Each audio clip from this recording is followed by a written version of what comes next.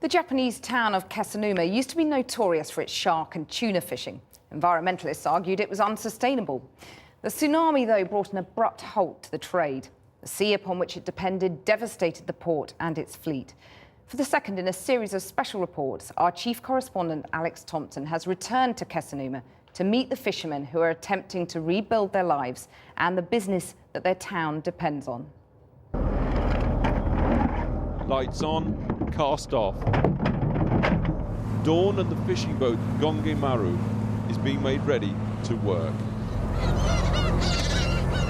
Fishing, the lifeblood of the tsunami coast, is slowly going back to business.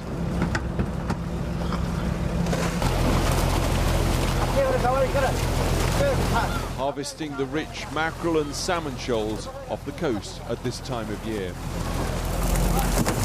Here, perhaps more than anywhere else on the planet, the ocean gives, but the ocean takes away. The sea, which did so much to destroy a whole string of coastal fishing towns in this region, is once again the provider of a rich living. These salmon being landed at dawn here just a few months after the tsunami destroyed the very towns these fishermen come from. Yet the skipper says he's lucky, at least they can get back to work, unlike so many people with land-based jobs in towns obliterated by the sea. Everyone is in the same situation, so just because we get back on the water, that doesn't make me happy, because others are still suffering. So we all need to help protect each other and get over all this, by some going fishing and others farming seaweed.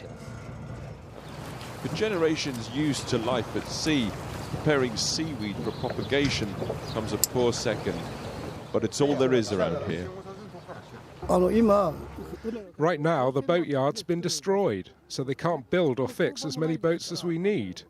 So it's just first come, first served. People like us are on waiting lists, so I don't know when my turn is. The fish quays at Kesannuma, once one of Japan's premier fishing ports, all but deserted. This place did reopen in June, but it's not what it was. Well, unless the processing factories which buy the fish get rebuilt, the amount of fish landed here won't be anything like before. So that's the first priority, and unless that's achieved, Kesannuma won't recover. Though some outside Japan may shed no tears, environmentalists targeted Kesannuma for years as the centre of Japan's shark fishing industry. These days, though, there's talk of a new beginning. The town hall wall speaks of respecting nature, not plundering.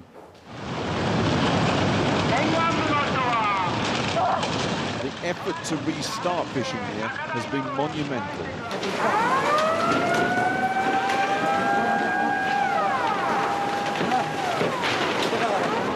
March the 11th and the tsunami slams the deep-sea tuna fleet into the town.